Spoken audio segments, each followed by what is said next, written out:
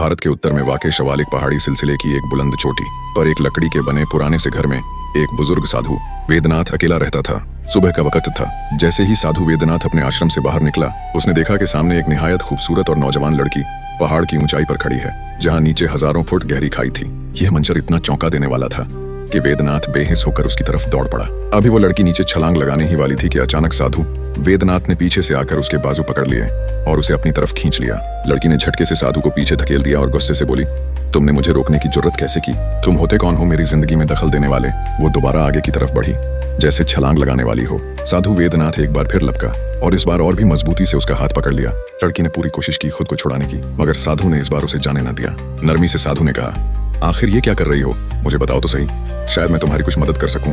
लड़की ने आंसू भरी आंखों से कहा, तुम क्या मेरी मदद करोगे? मुझे घर से निकाल दिया गया है, मेरे पास न ठिकाना है न कोई सहारा। साधु कुछ देर तक उसे खामोशी से देखता रहा, फिर उसके हाथ की कलाई पकड़कर बोला, चलो मेरे साथ आओ। लड़की घबरा कर बोली, कहाँ? साधु ने बस इतना कहा, आओ तो सही। वो लड़की का हाथ थामे कुछ कहे बगैर नीचे उतरते पहाड़ी रास्ते पर चल पड़ा। लड़की बार बार कहती रही, मेरा हाथ छोड़ो, तुम कहाँ ले जा रहे हो? मुझे बताओ तो सही। मगर साधु खामोश रहा, बस उसका हाथ थामे आगे बढ़ता रहा। कुछ देर के बाद वो दोनों उस लकड़ी के घर के दरवाजे पर पहुंचे। साधु ने दरवाजा खोला और लड़की को अंदर ले जाने लगा। लड़की बोली, ये कौन सी जगह है? ये किसका घर है? तुम मुझे यहाँ क्यों ला रहे हो? साधु ने अंदर जाकर उसका हाथ छोड़ा और दरवाजा बंद करके अंदर से कुंडी लगा दी। लड़की घबरा गई और जोर से बोली, ये क्या कर रहे हो? दरवाजा क्यों बंद किया? मुझे यहाँ क्यों ले आए हो? बोलते क्यों नहीं? साधु चुप रहा, बस उसे खामोशी से देखता रहा। फिर अचानक दरवाजा खोला, बाहर निकला और बाहर से भी कुंडी लगा दी। लड़की ने चीखते हुए दरवाजा पीटना शुरू कर दिया। राधिका जोर से चीखी, तुमने मुझे अंदर क्यों बंद किया है? कहाँ जा रहे हो? मगर साधु वेदनाथ ने एक भी बात का जवाब न दिया और खामोशी से पहाड़ों की तरफ चढ़ता चला गया। अब रात हो चुकी थी। राधिका उस वीरान लकड़ी के घर में अकेली थी। सारा दिन वो दरवाजा पीटती रही, आवाजें देती रही, मगर कोई सुनने वाला न था। बाहर अंधेरा गहरा होता जा रहा था। अचानक दरवाजा खुलने की आवाज आई। वो दौड़कर दरवाजे की तरफ गई तो देखा साधु वेदनाथ अंदर दाखिल हो रहा है। राधिका ने गुस्से में कहा, तुमने मुझे यहाँ क्यों लाया? सारा दिन बंद करके कहाँ चले जाते हो? साधु वेदनाथ उसके करीब आया और निहायत सुकून से बोला, धीरज रखो, इस घर को अपना ही घर समझो। आज के बाद तुम मेरे पास ही रहोगी, तुम्हें कहीं और जाने की जरूरत नहीं है। उसकी आंखों में एक अजीब सी चमक थी, जैसे दिल में कुछ और ही चल रहा हो। राधिका ने हिचकिचाते हुए कहा, मैं तुम्हारे साथ कैसे रह सकती हूँ? मुझे तो मेरे अपने घर वालों ने निकाल दिया है, तुम मुझ पर इतनी मेहरबानी क्यों कर रहे हो? साधु ने नरमी से बात करते हुए उसे तसल्ली दी, दिलासा दिया। राधिका, जो पहले ही जिंदगी के थपेड़ों से टूट चुकी थी और जिसके पास अब कोई सहारा न था, आखिरकार वहीं रुकने को राजी हो गई। साधु ने उसे एक चारपाई दी और कहा, यहाँ सो जाओ। राधिका लेट गई और कुछ ही देर में नींद की आगोश में चली गई। साधु भी अपने बिस्तर पर जाकर लेट गया, मगर नींद उसे नहीं आ रही थी। सारी रात वो राधिका के बारे में सोचता रहा। कितनी हसीन है ये, कितनी मासूम और कितनी टूटी हुई, वो दिल ही दिल में कहता रहा। सुबह हुई। साधु राधिका के पास आया और काफी देर तक खामोशी से उसका चेहरा देखता रहा। अचानक राधिका की आंख खुल गई। उसने चौंक कर फौरन अपनी चादर संभाली और हैरान होकर बोली, क्या हुआ? आप क्या करने आए हो? साधु ने नरमी से कहा, सुबह हो गई है, जाग जाओ। राधिका उठकर बैठ गई। तभी साधु दरवाजे की तरफ गया, बाहर निकला और दरवाजे पर बाहर से कुंडी लगा दी। राधिका पीछे से आवाज देती रही, दरवाजा पीटती रही, दरवाजा खोलो, कहाँ जा रहे हो? मगर साधु कुछ न बोला। वो पहाड़ों की तरफ खामोशी से चढ़ने लगा। दिन ढल गया, रात का अंधेरा फिर से छा गया। राधिका घर में तन्हा बैठी रही, खामोश, बेबस और टूटती हुई। अचानक दरवाजा खुलने की आवाज आई। राधिका दौड़ती हुई गई और देखा कि साधु वेदनाथ घर में दाखिल हो रहा है। राधिका ने गुस्से में उससे कहा, ये क्या कर रहे हो? मुझे दिन भर इस वीरान घर में कैद करके चले जाते हो और कुछ बताते भी नहीं। साधु उसे खामोशी से देखता रहा, फिर धीरे से बोला, कहीं नहीं गया था, बस एक जरूरी काम अधूरा रह गया था, उसे पूरा करने गया था। राधिका ने हैरत भरी निगाहों से उसे देखा। साधु ने कहा, जाओ अपने बिस्तर पर लेट जाओ। राधिका अपने बिस्तर पर लेट गई, मगर नींद नहीं आ रही थी। उसके जहन में यही सवाल गर्दिश कर रहे थे कि साधु रोज कुछ न कुछ अजीब हरकतें क्यों करता है? कहीं ये सब कोई चाल तो नहीं? इसी सोच में उसे नींद आ गई। साधु भी अपने बिस्तर पर लेट गया और जल्द ही सो गया। लेकिन आधी रात के वक्त राधिका को महसूस हुआ कि जैसे कोई उसके करीब है। उसने हल्की सी आंख खोली तो देखा कि साधु वेदनाथ उसके सिरहाने खड़ा है। साधु काफी देर तक उसे खामोशी से देखता रहा, फिर उसने आहिस्ता से कुछ पढ़ा और राधिका पर फूंक मार दी। राधिका कुछ न बोली और सोने का नाटक करती रही, लेकिन वो अंदर ही अंदर सब कुछ देख और समझ रही थी। सुबह हुई तो साधु राधिका के पास आया और उसे जगाया। राधिका उठकर बैठ गई। साधु बोला, चलो बाहर चलते हैं, थोड़ी हवा में घूम लें। राधिका, जो पहले ही बहुत डरी हुई थी और साधु की हरकतों पर शक करने लगी थी, फौरन बोली, नहीं, मैं कहीं नहीं जा रही। मगर साधु ने जबरदस्ती उसका हाथ पकड़ा और उसे खींचते हुए पहाड़ की तरफ ले गया। पहाड़ों पर चढ़ने के बाद साधु ने कहा, यहाँ इस जगह पर उल्टा लेट जाओ।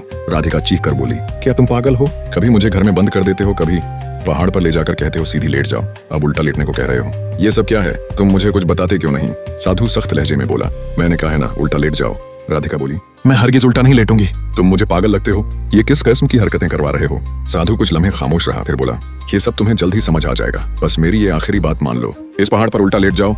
राधिका बोली, क्या समझ आ जाएगा? उल्टा लेटने का मतलब क्या है? बहुत ही अजीब बात है ये। साधु संजीदगी से बोला, ये भी एक राज है जो मैं तुम्हें अभी नहीं बता सकता, लेकिन इतना जान लो कि तुम्हारे लिए यही बेहतर है। राधिका साधु वेदनाथ की बातें हैरत से सुनती रही, फिर थके लहजे में बोली, चलो ठीक है, अब और क्या कर सकती हूँ, ये बात भी मान लेती हूँ। राधिका पहाड़ की उसी ऊंची चोटी पर उल्टा लेट गई। साधु बोला, अपने हाथ पैर बिल्कुल सीधे रखो और अपनी आंखें बंद कर लो। राधिका ने वैसा ही किया। अचानक साधु उसके करीब आकर बैठ गया। उसने कुछ पढ़ा और राधिका पर फूंक मार दी। फिर वो बोला, अब खड़ी हो जाओ, लेकिन अपनी आंखें बंद ही रखनी है। राधिका ने हैरत से पूछा, अब क्या करने लगे हो? आंखें क्यों ना खोलूं? साधु ने सिर्फ इतना कहा, बस आंखें नहीं खोलनी तुमने। राधिका उसी पहाड़ की चोटी पर आंखें बंद किए जमीन से खड़ी हो गई और साधु आहिस्ता आहिस्ता पहाड़ से नीचे उतर गया। अपने आश्रम वापस आकर बिस्तर पर लेट गया। काफी देर गुजर गई। राधिका आंखें बंद किए खड़ी रही, फिर आहिस्ता से आवाज लगाई, क्या हुआ? मैं आंखें खोल लूं? लेकिन कोई जवाब न आया। आखिर उसने आंखें खोल दी। वहां कोई न था। राधिका गुस्से से चीखी, ये साधु ठीक नहीं है। मैंने क्यों उस पर एतबार किया? अब उसके साथ रहना बिल्कुल दुरुस्त नहीं। ये जरूर पागल है या उसके इरादे ठीक नहीं। वो वहीं जमीन पर बैठ गई और साधु का इंतजार करने लगी। रात हो गई। उसी रात साधु दोबारा पहाड़ की चोटी पर चढ़ाया और राधिका के पास पहुंचा। राधिका ने उसे देखा तो गुस्से में बोली, तुम मुझे यहाँ छोड़कर फिर से चले गए थे। आखिर तुम ये सब कर क्यों रहे हो? मुझसे क्या चाहते हो? मुझे सच सच बताओ। साधु कुछ लम्हे खामोशी से उसकी आंखों में देखता रहा, फिर बोला, 2 दिन मैंने यहाँ गुजारे और 2 दिन तुमने। अब आखिरी रात है। ये आखिरी रात हम दोनों को इसी पहाड़ पर साथ गुजारनी होगी। राधिका हैरत से बोली, क्या इस पहाड़ पर? तुम्हारे साथ? क्यों? तुम ठीक तो हो? ये कैसी बातें कर रहे हो? तुम्हारे इरादे क्या हैं?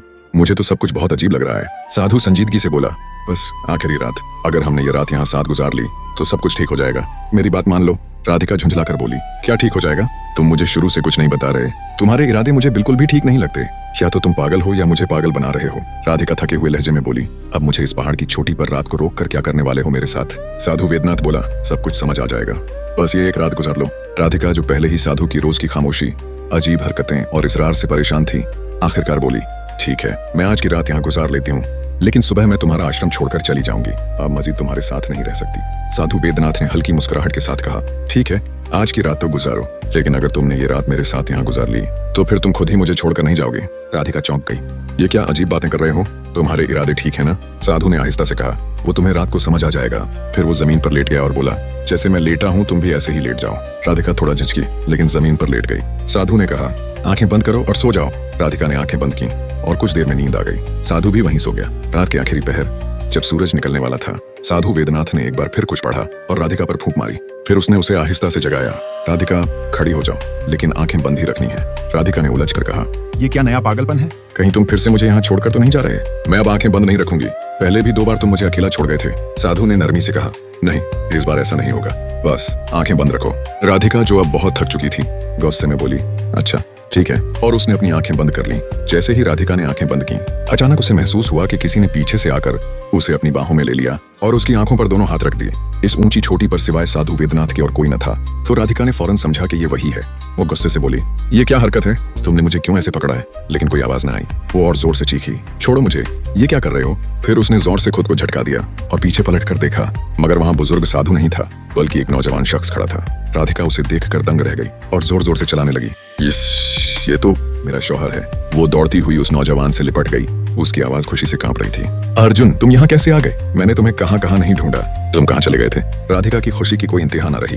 वो अपने शौहर अर्जुन को बार बार गले लगाती रही, रोती रही, हंसती रही, जैसे बरसों का दुख बह रहा हो। फिर कुछ देर बाद उसने इधर उधर देखा और आहिस्ता से पूछा, वो बुजुर्ग साधु कहाँ गया? राधिका ने हैरानी से पूछा, क्या तुम उसे जानते हो?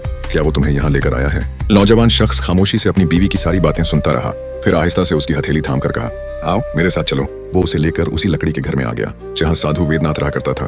राधिका ने चारों तरफ नजर दौड़ाई और चौंक कर बोली, ये तो उसी साधु का आश्रम है। नौजवान शख्स फिर भी खामोश रहा। राधिका ने उलझकर पूछा, तुम मुझे यहाँ क्यों ले आए हो? नौजवान ने मुस्कुराकर कहा, तुम पहले भी तो यहीं रहती थी, अभी कुछ वक्त और यहीं रह लो। राधिका उसे हैरत से देखने लगी। तुम्हें कैसे पता चला? नौजवान ने मुस्कुराते हुए उसकी आंखों में झांका और बोला, मुझे सब कुछ मालूम है, ये आश्रम, वो साधु, सब कुछ। फिर आहिस्ता से उसने कहा, वो बुजुर्ग साधु मैं ही था। ये सुनकर राधिका की आंखों से आंसू बहने लगे। वो दौड़कर अपने शौहर के गले लग गई। मुझे माफ कर दो, मैं तुम्हें पहचान नहीं सकी। अर्जुन, उसका शौहर ने उसके सर पर हाथ रखते हुए कहा, इसमें तुम्हारा कोई कसूर नहीं। ये सब एक राज था जिसे मैं तुम्हें उस वक्त नहीं बता सकता था, मगर तुमने जो सब्र और भरोसा दिखाया, वो तुम्हारी सच्ची मोहब्बत की पहचान है। तुम एक अच्छी बीवी हो राधिका। फिर मुस्कुराकर उसने पूछा, अब बताओ, वो बुजुर्ग साधु कैसा था? राधिका हंस पड़ी और आंसू पोंछते हुए बोली, वो बुजुर्ग साधु बहुत अच्छे इंसान थे। अर्जुन भी मुस्कुरा दिया। और यूं कई बरसों बाद एक बिछड़ा हुआ जोड़ा फिर से मिल गया।